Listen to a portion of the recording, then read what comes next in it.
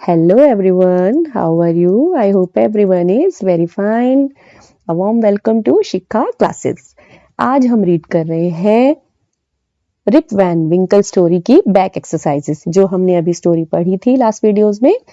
NCERT class 5th English marigold में दी गई है। चैप्टर नंबर है 5। आज हम इसकी बैक एक्सरसाइजेस करेंगे। तो हर स्टेटमेंट को, हर वर्ड को, हर सेंटेंस को बिल्कुल अच्छी तरह से साथ साथ रीड करते जाना। सबसे पहले है circle the correct meaning of the given words.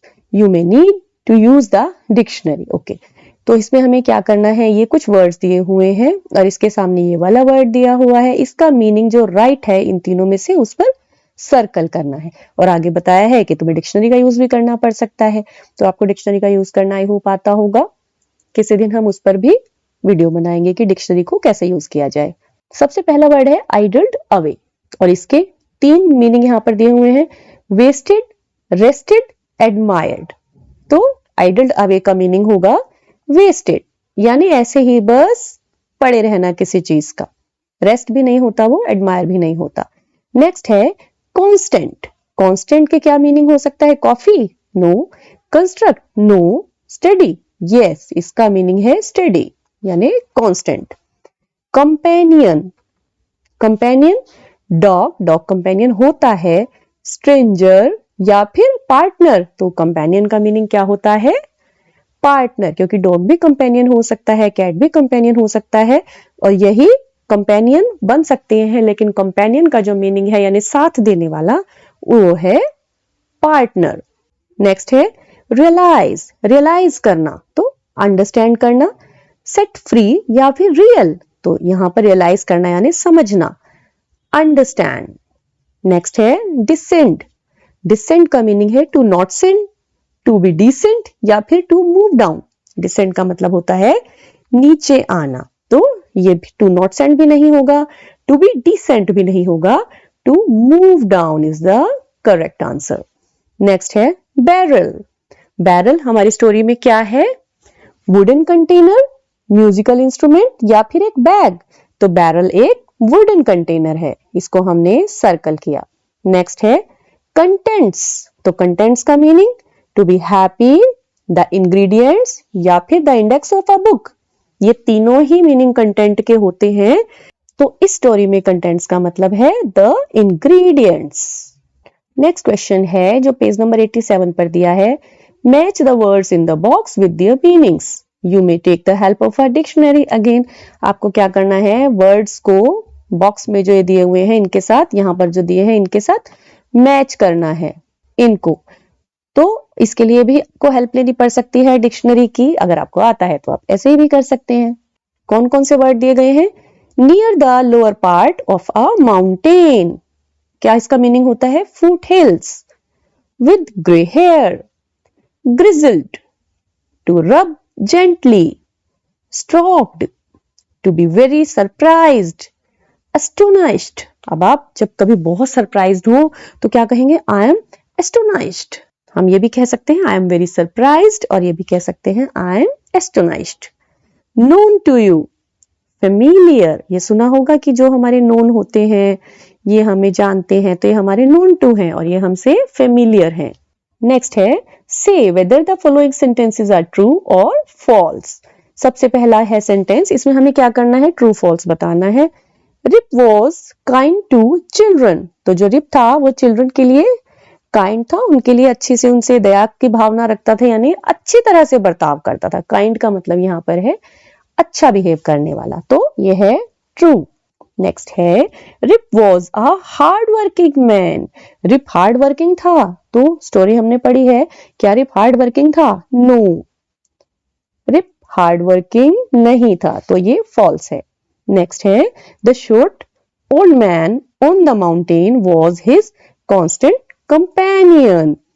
जो शॉर्ट ओल्ड मैन था माउंटेन पर, वो उसका कंपेनियन था, नो, वो उसका कंपेनियन माउंटेन के लिए नहीं था, वहां तो वो डॉग के साथ गया था, तो ये भी फॉल्स है।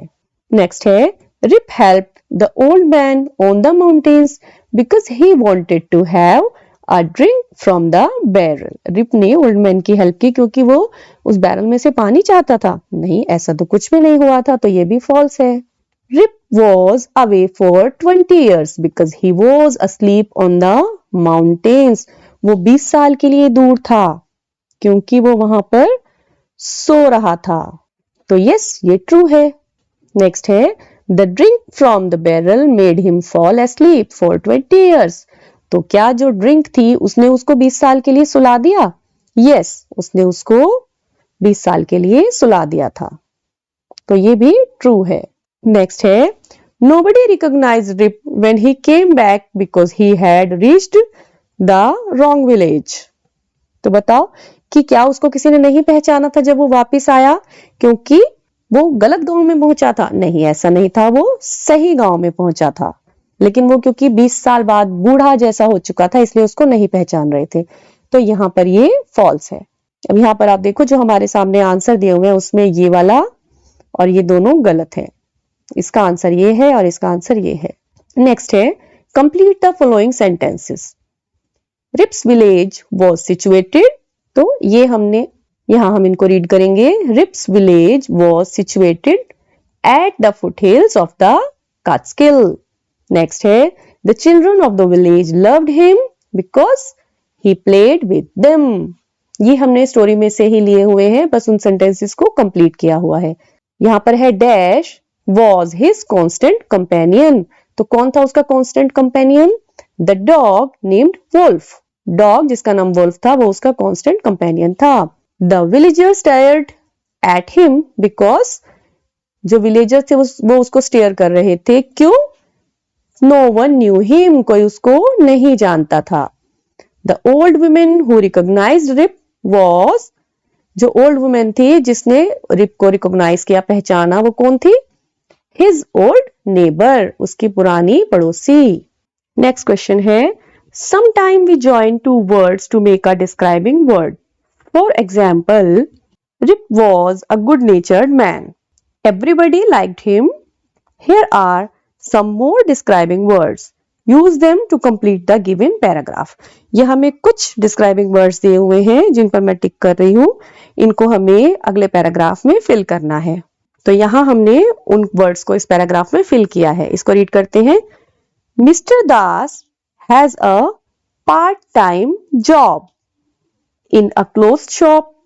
yesterday an old looking woman walked into the shop. She was wearing high heeled shoes. A sweet looking dog was with her.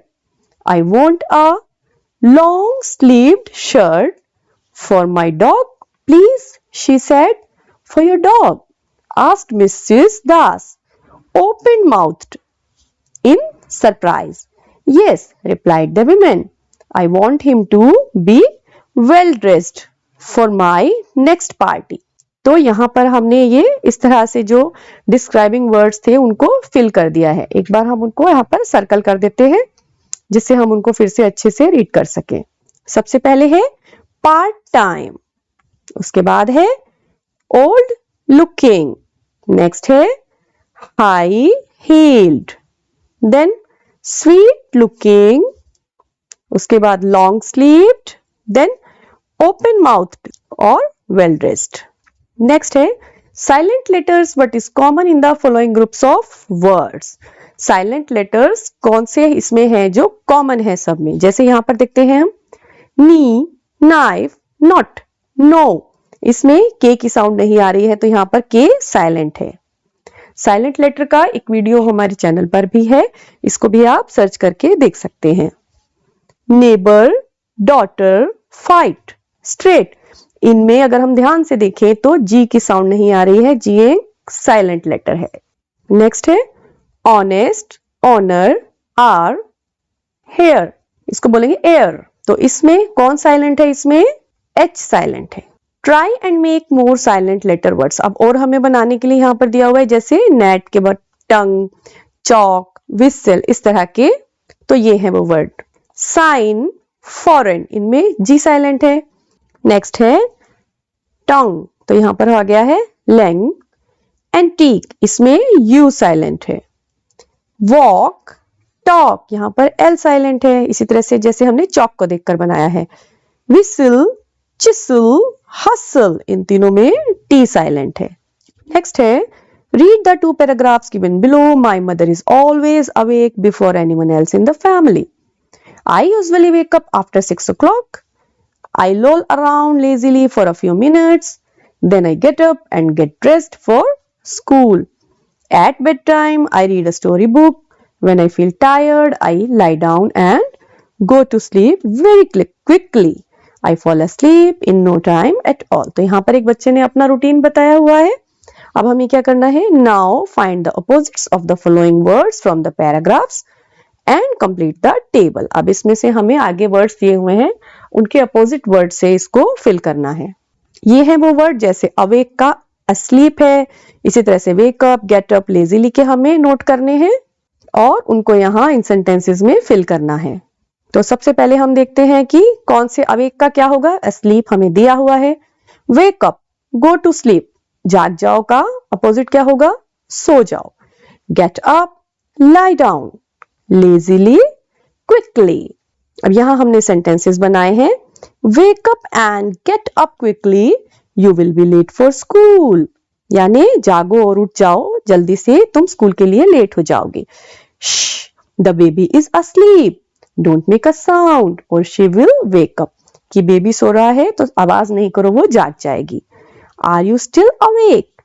You should be asleep now or you will not be able to get up in the morning for school. कि अभी भी जाग रहे हो, तुम्हें सो जाना चाहिए, नहीं तो तुम सुबह स्कूल के लिए नहीं उठ पाओगे। तो ये हमने रिप वैन विंकल स्टोरी की बैक एक्सरसाइज में से कुछ क्वेश्चंस यहाँ पर प्रैक्टिस किए हैं। आई होप आपको समझ में आए होंगे, अच्छे से आप अंडरस्टैंड कर पाए होंगे। इनको फिर से रीड करिए, रिवाइज करिए, लिखकर प्रैक्टिस करिए और वीडियो को लाइक करिए, कमेंट करिए, शेयर करिए और चैनल को सब्सक्राइब करिए। पढ़ते रहिए, सीखते रहिए, खुश रहिए। Happy learning everyone.